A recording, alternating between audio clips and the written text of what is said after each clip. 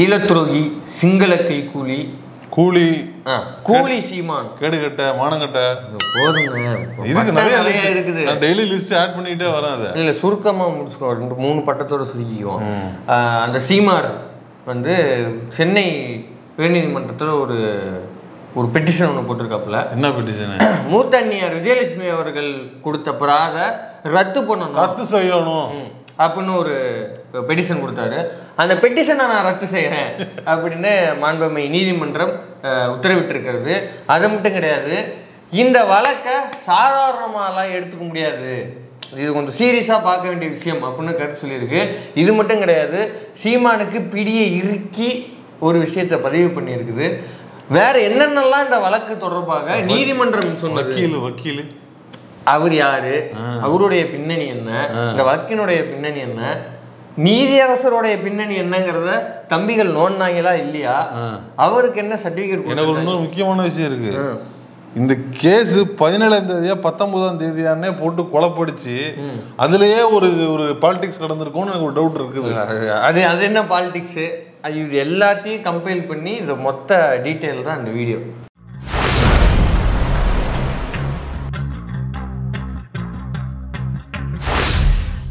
அண்ணா assistant டைரக்டராக குப்பை கொட்டிகிட்டு இருந்த காலத்தில் இந்த மாதிரி ஒரு உதவி கேட்டு தன்னுடைய அக்கா பையனை, அசிஸ்டன்ட் டைரக்டர்லாம் இல்லை, அப்பவும் டைரக்டர் ஆகிட்டு இருந்தாலே டைரக்டர், அது இல்லை அரகுர டைரக்டர், அதான் அசிஸ்டன்ட் டைரக்டர்னு வாய்ந்தவரை சொல்லி. சரி சார், அப்போ கரெக்டாக ரைட்டு. அதான் நான் கொஞ்சம் கன்ஃபியூஸ் ஆகிட்டேன். அது அரகுர டைரக்டர் இந்த காலகட்டத்தில் அசிஸ்டன்ட் டைரக்டர் யாரும் கோச்சுக்காதீங்க சொல்லிக்கலாம். அரகுர டைரக்டர் இந்த காலகட்டத்தில் அசிஸ்டன்ட் டைரக்டர் வேற அரகுர டைரக்டர் வேற. இல்லை நான் டங்கு ஸ்லிப் ஆகி போச்சு. அதான் அப்படி இருந்த காலகட்டத்தில் தன்னுடைய அக்கா ஹஸ்பண்ட் பிரித்து கூப்பிட்டு போறாப்புல, பல்வேறு தொல்லைகள் கொடுக்குறாரு. இதை வந்து சரி கட்டுவதற்கு யாராவது பஞ்சாயத்து பேசிக்கு வரணும், நீங்க தான் வீரன் அப்படின்னு கேட்க போக யாரோ ஒருத்தர் இப்போ எனக்கு டங்கு ஸ்லிப் ஆன மாதிரி அவங்களுக்கு ஏதோ ஸ்லிப் ஆகி இந்த சீமான் பெரிய மனுஷங்களோட தான் சுற்றுறான், அவங்களுக்கு அதாவது இவன் கூட சுற்றுறவங்களுக்கு நல்ல இன்ஃப்ளூயன்ஸ் இருக்குது, அவனை வேணால் பாருங்களேன் அப்படின்னு தெரியாதனமாக கையை காட்ட போக இவங்க அங்கே போய் கேட்க இவன் வந்து போதையில் அப்படியா, அப்போனா நான் தான் சரியான அளவுக்கு சொல்லுங்க, இப்போ என்ன பண்ணணும்னு சொல்லுங்க, யாரை தூக்கணும் சொல்லுங்க அப்படின்னு. நகை கோடி ரூபாய் பெரும்பாலான பணம், அது மட்டும் இல்லாமல் அவங்க நகையை மட்டும் இல்லை அவங்க புன்னகையே அழிச்சிட்டானே. நகை போனால் வந்துடும், இந்த புன்னகை அழுதுகிட்டு இருக்காங்களா, அது வருமா? பண்ண முடியாது. அது மட்டும் இல்லாமல் உடல் ரீதியாகவும் மன ரீதியாகவும் சுரண்டி பல்வேறு ஈனத்தனமான வேலைகளை செய்தவர் தான். அதை வெளியில் சொல்ல முடியாது, இப்பெல்லாம் சொல்றதுக்கு கூச்சமா இருக்குது. அந்த அதாவது அதுவும் இல்லாம இப்ப வந்து மேடையில வேற பேச ஆரம்பிச்சிட்டோம். அப்ப வந்து ஒரு சில விஷயத்த நாகரிகம் கருதி நம்ம கட் செய்ய வேண்டிய இடத்துல இருக்கிறோம். இல்ல அதாவது ஒரு எழுத்துங்கிறது என்ன தெரியுமா, நம்ம மனசுல உள்ளதையெல்லாம் ஃபில்டர் பண்ணி எழுதக்கூடியதான் எழுத்து. நம்ம மனசுல உள்ள எல்லாத்தையும் எழுதிட முடியாது, அதே தாண்டி தான் வரும் உனக்கு. அப்பேற்பட்ட எஃப்ஐஆர்லயே இவ்வளவு எழுத முடியுதுன்னா அப்ப சொல்லாது எவ்வளவு இருக்கும். 7 முறை கருகலைப்பு வந்து காலைல தண்ணி போட்டு பண்ணது, போர் உச்சத்துல இருக்கும்போது அண்ணன் எந்த கண்டிஷன்ல இருந்தது. பிரபாகரன் அவர்கள் வந்து இறந்து போன சமயத்துல போன் பண்ணி இப்ப மட்டும் நீ வரலன்னு வச்சுக்கவே என்ன நீ பார்க்கவே முடியாது போட்டு ஃபிளைட் டிக்கெட் புக் பண்ணி வர வச்சு பாலியல் ரீதியாக சுரண்டி இருக்கிறார் அப்படிங்கிறதுலாம் அந்த எஃப்ஐஆர்ல இருக்கு. எல்லாத்தையும் செஞ்சு விட்டு நான் கல்யாணம் பண்ணிக்க மாட்டேன், நான் துரத்தி விட்டுருவேன். நடந்துச்சா? மதுரையில மாலை மாற்றி உங்க கல்யாணம் பண்ணியிருக்கிறாங்க கோயில்ல. அப்படியா? இது மட்டும் கிடையாது, இன்னும் பல டீட்டெயில்களை வந்து ஒரு சீலிடப்பட்ட கவருக்குள்ள விஜயலட்சுமி அவர்கள் கொடுத்த அஃபிடவிட்டை கோர்ட்ல காவல்துறை தாக்கல் செய்து 2011 கொடுத்து இன்ன வரைக்கும் வச்சிருக்காங்களா வாக்குமூலத்தை? 2011 வழக்கு கொடுத்தாங்க. அதுக்கப்புறம் வந்து இப்போ வந்து வாக்குமூலம் வாங்கினாங்கன்னு நினைக்கிறேன். இப்போ ஒரு காலத்துல வந்து இடைப்பட்ட காலத்துல எப்பங்கிறது தெரியல, ஒரு வாக்குமூலம் கொடுத்துருக்காங்க. அதுல கம்ப்ளீட்டா என்ன காரணத்துக்காக அவங்க போய் சந்திச்சதுக்கு அப்புறம் அவன் என்ன நல்லா சொல்றான்னா, அது மட்டும் கிடையாது, குறிப்பாக அவன் வந்து 7 முறை கருகலைப்பில் தொடங்கி இன்னும் பல தகவல்களை வந்து அவங்க அஃபிடவிட்டாக சப்மிட் பண்ணியிருக்கிறாங்க. அந்த அஃபிடவிட் சீலிடப்பட்டு அதாவது சீல் பண்ணி அதை வந்து கோர்ட்டில் தாக்கல் பண்ணியிருக்காங்க. அது மட்டும் இல்லை, இப்போ இது வந்து மிகப்பெரிய சிக்கல். இது ஒருவேளை விஜயலட்சுமி அவர்களே சமீபத்தில் பின்வாங்கினாங்க இல்லையா, இப்போ வழக்கு வந்து வாபஸ் வாங்கிட்டு போனாங்க. அவ்வளோ டார்ச்சர் பண்ணா இந்த மாமா பையனுங்க எல்லாம் போயிட்டு அவங்களுக்கு எந்த உதவியும் கிடையாது, யாரும் கிடையாது. அவங்க சாப்பாடே கஷ்டப்படுறாங்க. அவங்க அக்கா வச்சிருந்துருக்காங்க, எவ்வளோ கஷ்டம். ஒரு கோர்ட்டுக்கு போயிட்டு வரணும் சும்மாவா? அதனால இவனோட டார்ச்சர் வேற. சரி என்ன விடுங்கடா சாமி அப்படின்னு விளிம்பு நிலையில இருந்து அதை வேணும்னு அவங்க ஒதுக்கி வைக்கிறாங்க இல்லையா? இப்ப அந்த மாதிரி கூட இப்ப அவங்க காரணம் சொல்லி ஒதுங்க முடியாது. ஏன்னா அஃபிடவிட் வந்து கோர்ட்டார் முன்னிலையில் தாக்கல் செய்யப்பட்டு விட்டது. ஒருவேளை அவங்க திரும்பி இப்ப அதுல இருந்து விலகி போறாங்க அப்படின்னா கோர்ட்டு விஜயலட்சுமி அவர்கள் வந்து கண்டிக்கும், நீங்க வந்து கோர்ட் நேரத்தை வந்து வீணடிக்கிறீங்க, இது வந்து சட்டப்படி குற்றமும் கூட. அது மட்டும் இல்லாம அப்போ உங்களுடைய சுயநலத்துக்காக ஏதோ ஒரு உங்களுடைய சுய தேவைக்காக ஒரு விளம்பரத்திற்காக இந்த வழக்கு போட்டீங்களா அப்படிங்கிற துணியில கோர்ட்டு கேட்கும். அதனால விஜயலட்சுமி அவர்கள் பின்வாங்க முடியாது. இந்த விஷயத்துல கேட்க வாய்ப்பு இல்லை. ஏன்னா அவங்க வந்து 11ல இருந்து அவங்க போராடிட்டு இருக்கிறாங்க. அந்த அரசியல்னால அந்த கேஸ் எடுக்க இந்த கேஸே இல்ல இந்த கேஸ்ல எதுக்கு எடுத்திருக்காங்க தெரியுமா? இவ்வளவு நாள் என்னையா பண்ணிக்கிட்டு இருந்தீங்க? இந்த கேஸ் வந்து சுத்தி சுத்தி வருது. 14 வருஷம் யாரும் அந்த கேஸ் கட்ட தொடச்சு யாருமே பார்க்கலங்கிற கோவத்துல தான் இந்த கேஸை எடுத்துருக்காங்க. எடுத்து 3 மாசம் இந்த கேஸுக்கு நான் தீர்ப்பு சொல்ல போறேன்னு எடுத்துருக்காங்க. அது மட்டும் கிடையாது, இவ்வளவு 2 முறை வந்து அவங்க வழக்கிலிருந்து பின்வாங்கி இருக்கிறாங்க.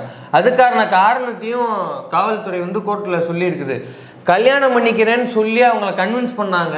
அதனாலதான் காசு கொடுக்குறேன்னு சொல்லி கன்வின்ஸ் பண்ணா இல்ல, கோர்ட்ல வந்து கல்யாணம் பண்ணிக்கிறேன்னு சொல்லி கன்வின்ஸ் பண்ணாங்க. அதனாலதான் அவங்க வந்து வித்ட்ரா பண்ணாங்க. மற்றபடி எந்த காரணமும் இல்லைங்கிறத கோர்ட்ல வந்து சமர்ப்பிச்சிருக்காங்க காவல்துறை. அதனால எக்காரணத்தை கொண்டும் வேற எப்படி இப்ப மாமா போய் கெஞ்சினாலும் சரி, இல்ல போய் கெஞ்சினாலும் இந்த வாட்டி கூட இது வந்து அவங்க அந்த வக்கீல் வந்து வாதாடி இருக்கிறாங்க. 2 வாட்டி அவங்க போயிட்டாங்க, போலீஸ் சும்மா அதை எடுத்துட்டு வருது, இதை ரிஜெக்ட் பண்ணுங்கன்னு ஆப்போசிட் சீமான் சைடுல சொல்லியிருக்காங்க. அதுக்கான காரணம் தான் சொல்லிருக்காங்க. 2 முறையும் உங்க அண்ணன் தாண்டா வந்து கல்யாணம் பண்ணி இன்னொன்னு இது ஒரு பொண்ணு கேஸுங்கிறத தாண்டி ஒரு பாலியல் கேஸா மாறிடுச்சு. பாலியல் கேஸை யாரோட இதுவும் தேவையில்லை, போலீஸே எடுத்து நடத்தலாம். முக்கியமான விஷயம் இது. இதை பாலியல் கேஸா போலீஸே அக்செப்ட் பண்ணிருக்குது. இதை பாலியல் கேஸா தான் நடத்துறாங்க. இது ஒன்றும் இது வாக்கிய தகராறுலாம் கிடையாது, பாலியல் கேஸ் இது. அது மட்டும் கிடையாது, அஃபிடவிட்லாம் படிச்சு பார்த்துருப்பாரு நீதியரசர். படிச்சு பார்த்துட்டு இதை சாதாரண வழக்காலாம் பார்க்க முடியாது, இது சாதாரண வழக்கம் இல்லை, இது செய்தவன் சாதாரண ஆளு கிடையாது. அதனால 12 வாரமா 12 வாரங்களுக்குள் இந்த விசாரணை வந்து முடித்து வைக்கப்பட வேண்டும். 3 மாசம் டைம் வந்து கொடுத்துருக்காங்க. ராஜா தப்பவே முடியாது. ஆமா, இப்போ இதுல இவன் கொடுக்குற பில்டப்லாம் இருக்குல்ல, சுத்தி காலையிலே 2 பிரஸ் மீட் நினைக்கிறேன், 2 பிரஸ் மீட்டாப்பா, காலையில இருந்து 2 பிரஸ் மீட் நினைக்கிறேன்.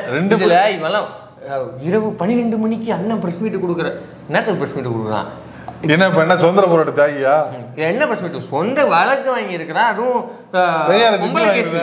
இல்ல பெரியார் திட்டுவாங்க. அது வாங்குற வழக்கெல்லாம் பாருங்களேன், அவதூறு கேஸ், பொம்பளை கேஸ், பொய் சொல்றது, சுதந்திர போராட்ட தியாகியா இல்ல மக்களுக்காக ஏதாவது போராட்டம் நடத்தி ஏதாவது தூத்துக்குடி ஸ்டெர்லைட் போராட்டத்துக்கு ஒரு கேஸ் வாங்கினேன், இல்ல வள்ளுவர் கூட்டத்துல ஏதாவது நான் போராடி கேஸ் வாங்கினேன், இல்ல அரிட்டாப்பட்டியில போராடி நான் கேஸ் வாங்கினேன், நெடுவாசல்ல போராடி, இந்த மாதிரி கேஸ் ஏதாவது ஒரு கேஸ் சீமான் மேல இருக்குதா? ஒன்றும் இல்லை. இன்னைக்கு காலையில் நினைக்கிறேன் ஏலியன் ஐடி வந்து ஒரு ட்வீட் போட்டுருக்காங்க.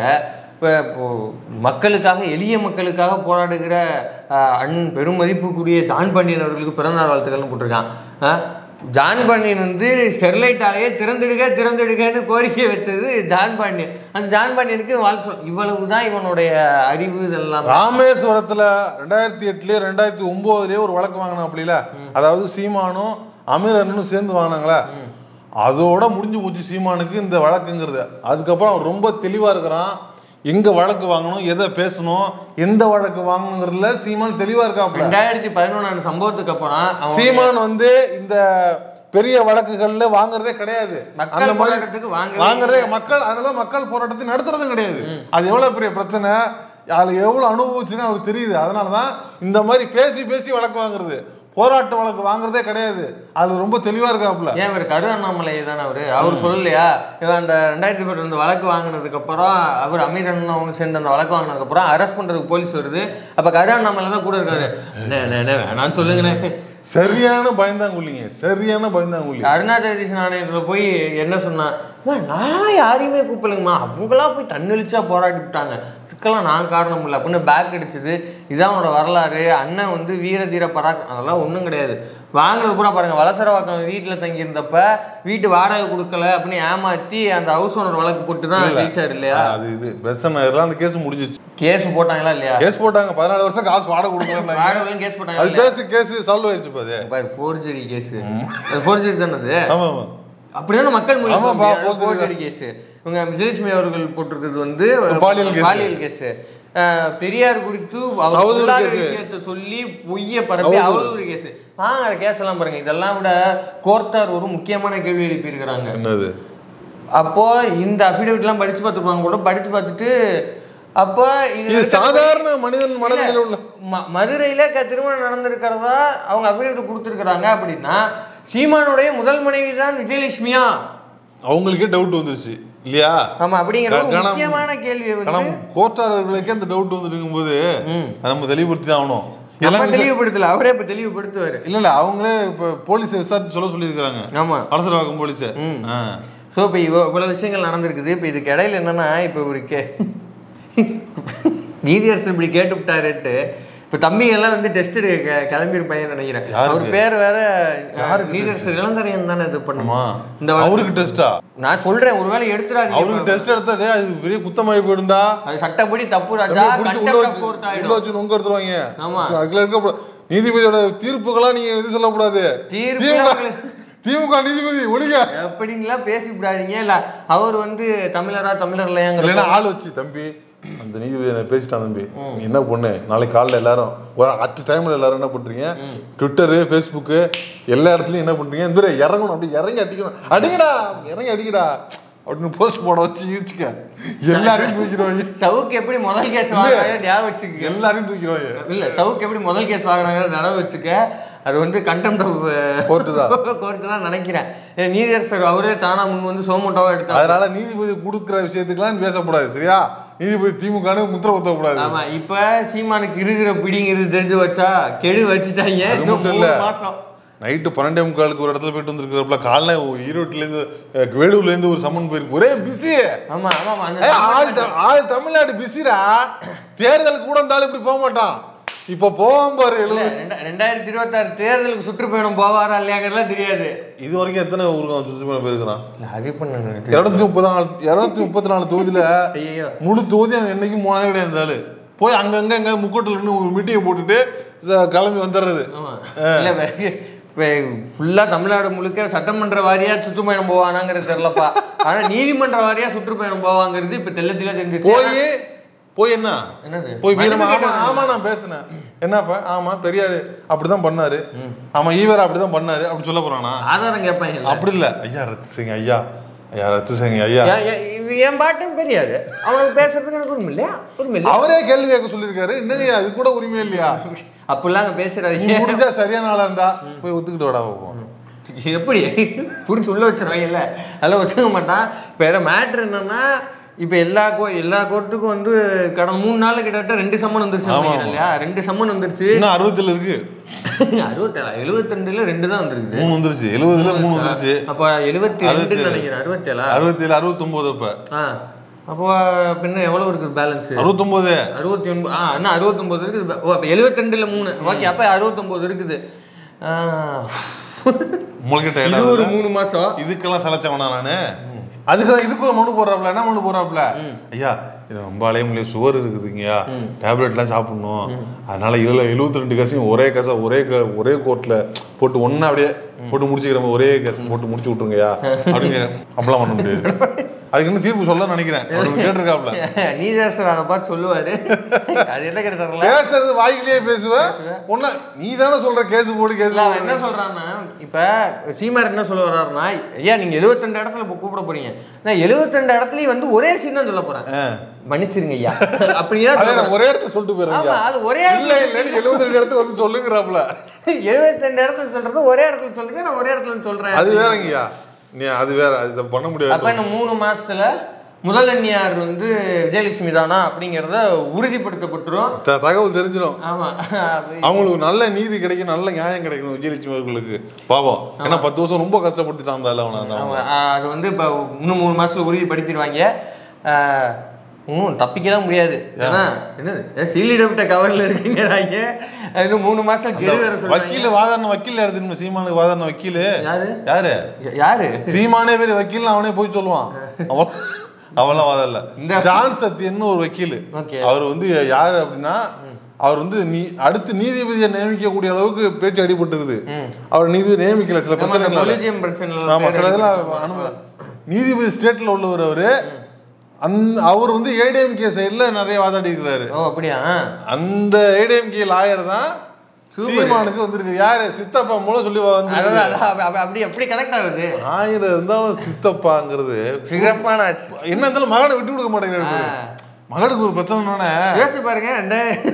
ஜெயலலிதா ஆட்சி காலத்துல இந்த வழக்கு மூவே ஆகலன்னு அம்மா தூக்கி போட்டாங்க. அம்மா கூட பேச வந்தல தூக்கி எந்த போடுங்கட்டாங்க அதை அப்படிங்கிறாங்க. இன்னைக்கு கேஸ் வந்தோடனே சித்தப்பாரு பையனுக்கு எது பிரச்சனை, பையன் மகனுக்கு எப்பா அந்த வக்கீல வர சொல்லுப்பா அப்படின்னு ஜான் சத்தியன் வந்து வாதாடுறாப்புல.